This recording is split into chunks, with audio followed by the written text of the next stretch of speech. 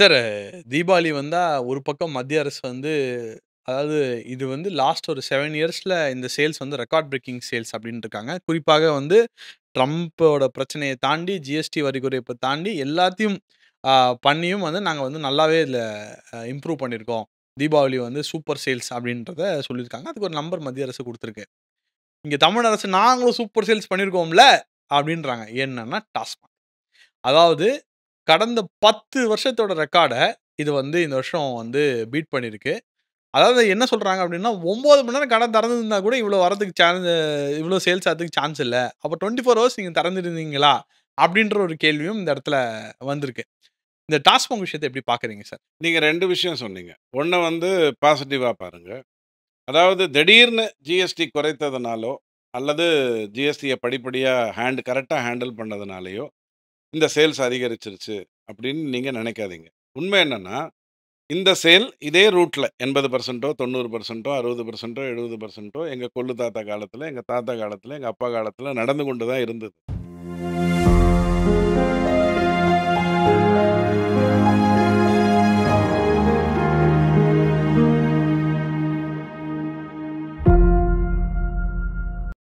ஆனால் வாங்கிய வரியை அவங்க அரசுக்கு செலுத்தல. அதனால இதெல்லாம் உங்களுக்கு சேலாகவே தெரியல. சேல் இருந்துட்டு தானே இருந்தது. எங்க அப்பாவும் வேஷ்டி ஷர்ட் வாங்கினாரு. வீட்ல இருக்கிறவங்களுக்கு ட்ரெஸ் வாங்கி குடுத்தாரு. தேவைப்பட்டா சைக்கிள் வாங்கி குடுத்தாரு. த நாங்க ஸ்கூட்டர் வாங்கி குடுத்தோம். ஸ்கூட்டி வாங்கி குடுத்தோம். வாட் எவர் இட் இஸ் இது நடந்து கொண்டு தானே இருந்தது. இந்த ஆட்சி செய்திருக்கிற மிகப்பெரிய அற்புதம் என்ன அப்படின்னு சொன்னா, ஜிஎஸ்டிங்கிறதுல உங்களால ஏமாத்த முடியாது. நீங்க ஏமாத்துனீங்கன்னா, உங்களுடைய டீலர் காட்டிக் குடுத்துருவான். அப்போ இந்த ஜிஎஸ்டிய ஸ்ட்ராங்கா கொண்டு போனதுனால, இன்னைக்கு உங்களுக்கு நீங்கள் கட்டுகின்ற வரி மத்திய அரசிடம் போனதுனால, அதனால சொல்ல முடியுது, ஐயா இவ்வளோ டாக்ஸ் எனக்கு வந்திருக்கு. இவ்வளோ சேல்ஸ் எனக்கு வந்திருக்கு. அதாவது இது எல்லாமே இயல்பாக நடந்து கொண்டிருந்தது. இது ஃபர்ஸ்ட் பாயிண்ட். 2வது பாயிண்ட் வந்து ஜிஎஸ்டி வருவதற்கு முன்னாடி நீங்க கட்டின வரிய விட 0.5% கூட ஜிஎஸ்டி வந்ததுக்கு அப்புறம் நீங்க கட்டல. ஸோ அது வந்து நமக்கு நடந்த மிகப்பெரிய ஒரு நல்ல விஷயம் மோடி ஐயா செஞ்சது. நிர்மலா சீதாராமன் செய்தது, இந்த அரசு செய்தது. 3வது நல்ல விஷயம் என்னன்னு சொன்னா, பெருவாரியான பொருட்களுக்கு 5, 18ங்கிறதோட நிறுத்திட்டு, சுகபோகிகளுக்கு மட்டும் 40% வைத்தது. அது தண்ணியா இருக்கட்டும், சிகரெட்டா இருக்கட்டும், பெரிய காரா இருக்கட்டும், இம்போர்ட்டட் விஷயங்களாக இருக்கட்டும். ஸோ ஜிஎஸ்டினால தான் நல்லது நடந்தது. ஜிஎஸ்டி என்பது உங்களை காட்டிக் குடுத்தது. இதுக்கு முன்னாடி அந்த புள்ளி விவரங்கள்லாம் வரவே இல்ல.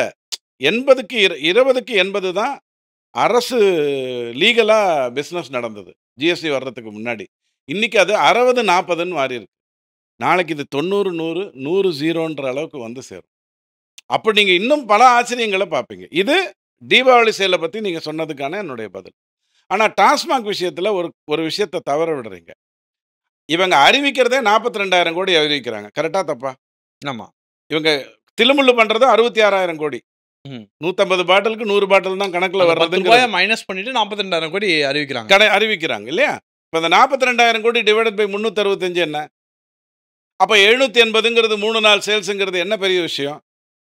நல்லா யோசிச்சு பாருங்க. அதாவது ஒரு ஸ்டாட்டிஸ்டிக்ஸ் நம்மகிட்ட வந்த உடனே, "என்ன இத்தனை குடித்து விட்டாயா?" அப்படின்னு கேட்கறது இல்ல மேட்டரு. 42,000 கோடி போன வருஷம் அறிவிச்சிருக்காங்களா இல்லையா? சாராயத்தின் மூலமாக விற்பனைன்னு. Divided by 365. அப்ப 3 நாளைக்கு என்ன வரணும்? First question. 2வது நீங்க ஒண்ணு சொன்னீங்க. 24 மணி நேரமும் திறந்து வச்சிருந்தாங்களா அப்படின்னு. என்னைக்கு மூடி இருந்தாங்க 24 மணி நேரம்ங்கிறது தான் கேள்வி. நீங்க ஒரு சாராய கடைக்குள்ள நீங்க போறீங்க அப்படின்னு சொன்னா, 15 கடைக்கு ஒரு கடை 24 மணி நேரம் திறந்து தான் இருக்கு. 14 கடை 18 மணி நேரம் திறந்திருக்கு. 5 கடை மட்டும் தான் அந்த சொல்ற அந்த டைம், அதாவது அந்த ரோடுலயே இருக்கும் பாருங்க. மெயின் ரோட்லயே இருக்கும் பாருங்க. அது. இது நீங்க சாதாரணமாவே பார்க்கலாம். இதுக்கு இன்னொரு நல்ல உதாரணம் சொல்றேன். ஒவ்வொரு அக்ஷய திருத்திகையும் போதும் இவ்வளோ சேல் ஆச்சு, தங்கம் வாங்கினாங்க அப்படின்னு நீங்க பார்த்துட்டு, ப. சிதம்பரம் மாரி ம் மக்கள் வளமாக இருக்கிறார்கள் அப்படின்னு நீங்க கத விட்டீங்கன்னா, நகை கடைக்காரனுக்கு தான் தெரியும். அதுக்கு 15 நாளைக்கு முன்னாடி எவனும் வாங்கல. அதுக்கு 15 நாளைக்கு அப்புறம் எவனும் வாங்கல. நான் சொல்ல புரியுதுங்களா? ஸோ அந்த நாள்ல வாங்கணும்ங்கிறதுக்காக 30 நாள் வாங்காம இருக்கான்.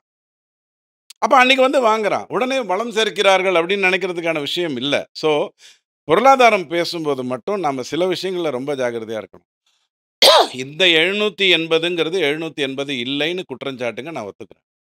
1500 கோடிக்கு மேல வித்திருக்காங்க. 3 நாள்ல சேல்ஸு. 2 நாள் தானே கடைய மூடுனாங்க. எனக்கு மூடவே இல்லன்னு நெனைக்கிறேன் சார். இவங்க இல்ல, சொல்ற இல்ல நம்பர பார்த்தா மூடவே அஃபிஷியலா சொல்றேன். 2 நாள் தானே கடைய மூடுனாங்க. இல்லைங்க, குடிகாரனுக்கு தாங்க தெரியும். அவன் ஏன் வாங்கி வைக்கிறான்னு. மூடுனதுனால தான் அவன் போய் வாங்கி வைக்கிறான். அதுல இன்னொரு ப்ராப்ளம் இருக்கு. அவனுக்கு வேண்டிய சரக்கு கிடைக்காது. அதுக்காக அவன் வாங்கி வைப்பான். இது எல்லாமே நாம டாஸ்மாக் விஷயத்துல பேச வேண்டியது 2டே 2 தான். அதுலேருந்து நாம திசை மாறிடக்கூடாது. நம்பர் 1 எத்தனை லேபிளு, எத்தனை ஸ்டிக்கரு, எத்தனை பாட்டிலு, எத்தனை மூடி, எத்தனை விற்பனை. இத நீங்க கூர்ந்து கவனிக்கலன்னு சொன்னால், மூடி அதிகமாக வாங்கப்படுகிறது, ஸ்டிக்கர் அதிகமாக வாங்கப்படுகிறது, பாட்டில் அதிகமாக தயாரிக்கப்படுகிறது. ஆனால் விற்பனை கம்மியாக காட்டப்படுகிறது. இது உங்களுக்கு ரொம்ப முக்கியமா தெரிய வேண்டிய ஒரு பிரச்சனை. இதுதான் இடி ஃபாலோ பண்ணுச்சு. ஆமா. இந்த அதுதான் அந்த 1000 கோடி வழக்காக உங்ககிட்ட நிக்குது. ஃபர்ஸ்ட் ரொம்ப இம்பார்ட்டன்ட்டான விஷயம் இந்த டாஸ்மாக்ல. 2வது குடிகாரன்ட்ட போய் கேட்டு பாருங்க. பாண்டிச்சேரி சரக்கும், பெங்களூர் சரக்கும், தமிழ்நாடு சரக்கையும் அடுத்தடுத்த நாள் அவனுக்கு குடுங்க. குவார்ட்டர்லி, ஹாஃப் இயர்லி, ஃபைனல் மாரி குடுங்க. அவன் எதுல ரொம்ப பைத்தியக்காரன் மாரி, மென்டல் மாரி நடந்துக்கிறான்னு பாருங்க. நம்ம டிஆர் பாலு ஐயா, நம்ம இந்த இந்த அரசு தயாரிக்கின்ற சரக்கு தான் மட்டமா இருக்கு. ஸோ நீங்க விக்கிற விஷயத்துல கூட தரம் கம்மியா குடுக்குறீங்க அப்படிங்கிறது தான் நம்ம இந்த டாஸ்மாக்ல பேச வேண்டியது 2டே 2 தான். 2ஜில பேசணும்னா 2டே 2 தான் பேசணும். அந்த கம்பெனிகளுக்கு நீ வந்து எஃப்ஐஎஃப்எஸ்ங்கிற கணக்குல முதல்ல வந்தா குடுப்பேன்னு சொல்லிட்டு, அவங்களுக்கு மட்டும் தகவல குடுத்து 3.25க்குள்ள இந்த பேங்க்ல இருந்து நீ டிடிய கொண்டு வந்தா உனக்கு கிடைச்சிரும்னு சொல்லி, டாட்டாவையே ஏமாத்தி நீ 2ஜி குடுத்த பாரு. அதுதான் தவறே ஒழிய 1,76,000 கோடி இல்ல. அதுலேருந்து திசை திரும்பாதீங்க. இதுதான் ஆக்சுவல் தவறு. இந்த எஃப்ஐஎஃப்எஸ் தான் ஆராசாவ உள்ள கொண்டு போய் உட்கார வைக்க போகுது. ஸோ டாஸ்மாக் விஷயத்திலேருந்து 2 விஷயத்திலேருந்து வெளில வராதீங்க. நம்பர் 1 சரக்கு மிக கேவலமாக இருக்குன்னு குடிகாரங்களுக்கு தெரியும். 2வது நீங்கள் ஏமாற்றப்படுகிறீர்கள். கிட்டத்தட்ட 22,000 கோடிக்குங்கிறது வந்து அதாவது 150க்கு 100ங்கிற கணக்குல வந்து நமக்கு தெரிய வேண்டிய ஒரு விஷயம். இந்த 750லாம் ஜுஜுபி மேட்டர். சரி, இப்போ நம்ம டாஸ்மாக் பத்தி பேசினோம். இப்போ திராவிட மாடல் அரசுல வந்து இன்னொரு முக்கியமான விஷயத்த மறைக்கிறாங்க. ஒரு காஃப் சிரப் கம்பெனி அந்த மேனுஃபேக்சரிங்ல தகராறாயி 21 பேர் இறந்திருக்காங்க.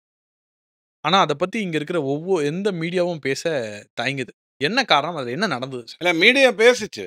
பகல்ல பேசும். இந்த மூத்த பத்திரிகையாளர்ன்னு ஒரு 6, 7 பேர் இருப்பாங்க. அவங்களை கூட்டி, "இதைப் பற்றி நீங்கள் என்ன நினைக்கிறீர்கள்?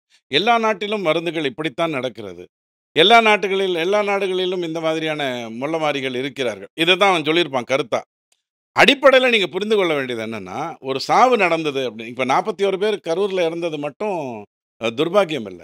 67, 70 பேரு கள்ளக்குறிச்சியில இருந்தது மட்டும் துர்பாக்கியம் இல்ல. 21 பேரு அங்க இறந்திருக்கும்போது 3 சிஸ்டம் உங்களுக்கு ஃபெயில் ஆயிருக்கு. 3 சிஸ்டம் என்ன அப்படின்னு சொன்னா, நீங்கள் தயாரிக்கின்ற இடத்தில் பார்க்க வேண்டியதை ஒழுங்காக பார்க்கவில்லை. அங்க சரியான விதத்தில தான் நடக்குதாங்கிறத நீங்க பார்க்கல. இது நம்பர் 1 தவறு. 2வது தவறு, அங்க இருந்த டாக்டர், மத்திய பிரதேஷ்ல இருந்த டாக்டர் அதையே திரும்ப திரும்ப குடுத்தது. 3வது மிகப்பெரிய தவறு, 7, 8 பேர் செத்ததுக்கு அப்புறம் தான் சிம்ப்டம் ரீடிங் பண்ணி, இப்படித்தான் காய்ச்சல் வருகிறது. அதுக்கு காரணம் இந்த காஃப் சிரப்பு தான்னு சொல்றது. ஆனால் பொதுவாக இருக்கக்கூடிய தவறு, காஃப் சிரப்புன்னு உடனே நேரா பார்மசூட்டிக்கல்ல போய் எதையாவது வாங்கலாம்னு நாம எல்லாரும் பண்ற தவறு. அடிப்படையில இந்த விஷயத்துல சிஸ்டம் ஃபெயில் ஆயிருக்குங்கிறத தான் நீங்க பார்க்கணும். திமுகவுக்கு எதுக்காக இந்த சிஸ்டத்தலாம் ஃபாலோ பண்ணணுங்கிற அவசியம் இருக்கு? நீங்க தப்பு பண்றீங்கன்னு அண்ணாமலை கிட்ட நான் சொன்னேன்னு வச்சுக்கோங்களேன், உங்களை வெளிச்சம் போட்டு காட்டுவார். நீங்க தப்பு பண்றீங்கன்ட்டு நான் ஸ்டாலின் ஐயாட்ட போய் சொன்னேன்னா, ஆள் அனுப்பிச்சு உங்களோட பேரம் பேசுவார். இந்த அணுகுமுறை தான் தப்பு. நீங்க அதைத்தான் நீங்கள் மருந்துக்கு பேசுறதா இருந்தாலும் பேசணும். ஏங்க பாக்கெட் சாராயம் விக்கிற அளவுக்கு ஒரு சிஸ்டத்த கொண்டு வந்துட்டு, திடீர்னு ஒரு நாள் 62 பேர் செத்ததுக்கு அப்புறம் 27 லட்சத்துக்கு கொண்டு போய் குடுக்குறாங்கன்னா, இதை விட முட்டாள்தனமான அரசு இந்த உலகத்துல எங்கேயாவது இருக்க முடியுமா? பேசினாங்க. ஊடகத்துல எல்லாத்தையும் பேசினாங்க. எப்ப பேசணுமோ அப்ப சைலன்ட்டா பேசிட்டு வெளில வந்துட்டாங்க. நம்ம செந்தில்வேல் பண்ண மாதிரி. விஜய் விஷயத்தில் 41 பேர் இறந்திருக்கும் பொழுது, நீங்கள் இன்னும் நியாயப்படுத்திக் கொள்ளுகிறீர்களா? அப்படின்னு சொல்லிட்டு வெளிநடப்பு செஞ்சார் பாருங்க தந்தி டிவில. இந்த கதையத்தான் ஊடகங்கள் பண்ணுது. இல்ல, இப்ப இதுல ஒரு கேள்வி வருது. என்னன்னா வந்து, இப்போ ட்ரக் அத்தாரிட்டீஸ்னு ஒரு டிபார்ட்மெண்ட் இருக்கு. அவங்க செக் பண்ணணும். அது வந்து ஸ்டேட் கவர்ன்மென்ட்குள்ள செக் பண்ணி அதாவது ஸ்டேட்குள்ள இருக்கிறத செக் பண்ணி அனுப்பணும். அப்போ அந்த செக்கிங்ல ஏதாவது ப்ராப்ளம் இருக்கா? சார் எல்லாமே ஸ்டேட் தான் சார். ஃபர்ஸ்ட் புரிஞ்சுக்கோங்க. மத்திய அரசு எதெல்லாம் கன்கரண்ட் லிஸ்ட்ல இல்லையோ, 2க்குமான லிஸ்ட்ல இல்லையோ, அது எல்லாமே மாநிலம் சம்பந்தப்பட்ட பிரச்சனை தான். அப்ப விலைவாசியும் ஏன் வந்து ஸ்டாலின் வந்து மத்திய அரசு பிரச்சனைன்றாரு? இத பாருங்க, அவருக்கு ஈஸியான ஒரு வழி திசை திருப்பி விட்டுறது. அவருடைய வேலையே என்னன்னா, அவர் எப்படிப்பட்ட வீரர்ன்னு சொன்னா, எடப்பாடி ஐயாவ பார்த்து கேட்பாரு. நீங்கள் அடிமை. உங்களால் கேள்வி கேட்க முடியவில்லை. நீங்கள் எல்லாம் மானங்கெட்டவர்கள் அப்படின்றவாரு. அதே வேலைய இவர்ட்ட குடுத்தீங்க அப்படின்னு வச்சுக்கோங்க. அவர்கள் கொடுக்க மாட்டேன்னு என்கிறார்கள். அவர்கள் ஏமாத்துகிறார்கள். அவர்கள் வஞ்சிக்கிறார்கள்ன்றவாரு. எங்கேயுமே தாங்குற மேட்டரே வராது. இந்த சிபிஐ தாங்குறது மாரி சிபிஐ மாரி. அதான். அவர் எதிர்க்கட்சி தலைவரா இருக்கும்போது 23 வாட்டி சிபிஐ விசாரணை வேணும்ன்றாரு. கள்ளக்குறிச்சிக்கு ஒண்ணு போடுன்னா வந்து, அது ஏன் நாங்க போடணும்னு சொல்லி உட்காந்து எல்லாருமே. திருமாவளவன் ஐயா வந்து வேங்கை வயலுக்கு கேட்டாரு சிபிஐ. ஆனா வெளில வரும்போது இனி சிபிஐ எல்லாம் ஒரு மேட்டரே இல்லன்னு. அரசியல்வாதிக்கு ரெட்டை நாக்கு அவன்கிட்ட பேசி பிரயோஜனம் இல்ல. கேள்வி என்னன்னா, இந்த மாதிரியான ஒரு சிஸ்டம் ஃபெயிலியர் அப்படின்றது ஒரு எடுத்துக்காட்டா வரும்பொழுது, அந்தந்த துறையில் இருப்பவர்கள் தான் அதிகம் பேசணும். IMF எதுக்கு வாய மூட்டு உட்கார்ந்திருக்கு? அது என்ன கருத்து தெரிவிச்சது? இல்ல அதுவுமே பெரிய டவுட்டா இருக்கு. ஐஎம்எஃப் ஏன் சைலன்ட்டா இருக்குன்றதுலயே ஆ பெரிய டவுட்டா இருக்கு. நீங்க பேச வேண்டியது யாரு? அதாவதுங்க, ஒரு முஸ்லிம்க்கு தவறு நடந்ததுன்னா, ஹிந்துவாகிய நான், கிறிஸ்துவராகிய இன்னொருவரும் பேசணும். அவன் பாடு சாவட்டும்னு விடக்கூடாதுன்னு சோ ஐயா சொல்லுவாரு. அந்த மாதிரி, இந்த மாரி ஒரு விஷயம் வருதுன்னு சொன்னா, IMF அதுக்கு பெரிய போராட்டத்த நடத்தியிருக்கணும்.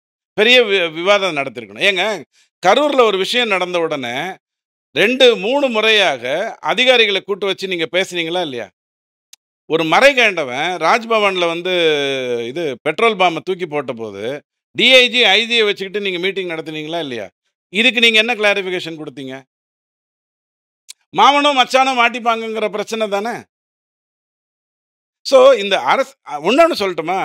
அ மத்திய அரசுக்கு எங்க வேலைன்னா, கோதுமை, அரிசி, பருப்பு இதனுடைய விலைவாசி மட்டும் தான் மத்திய அரசினுடைய வேல.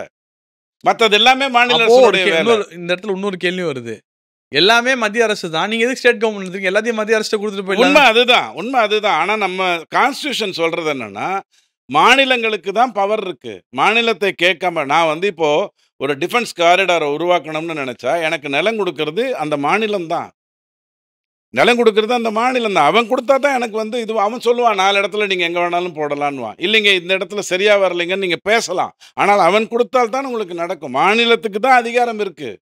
திருமாவளவன் ஐயா சொல்ற மாரி முதல்வருக்கெல்லாம் ஒண்ணும் அதிகாரம் இல்ல. எல்லா அதிகாரமும் பிரதமருக்கு தான் இருக்குன்னு நெனைக்கிறது தவறான ஒரு வாதம். தட்டி கழிப்பதற்கான வாதம். ஸோ இந்த இந்த பர்ட்டிகுலர் இஷ்யூ அது மருத்துவமா இருக்கட்டும், அல்லது டாஸ்மாகா இருக்கட்டும், அல்லது மழையா இருக்கட்டும், இந்த இடத்துல இவங்க ஏன் எந்த பேட்டியும் குடுக்கல? அந்த மின்சார வாரிய ஒரு அதிகாரி இருந்தாங்கல்ல, அவங்களுக்கு புரமோஷன் மட்டும் குடுத்தாங்க, கரூர் நடந்த விஷயத்துல. ஒரே ஒரு வரியில சொல்லிடுறேன். சிஸ்டம் ஃபெயிலியர் மட்டும் தான் காரணம். இந்த திராவிட கட்சியை வைத்துக்கொண்டு நீங்கள் சிஸ்டத்த சரி பண்ணவே முடியாது. ஓகே.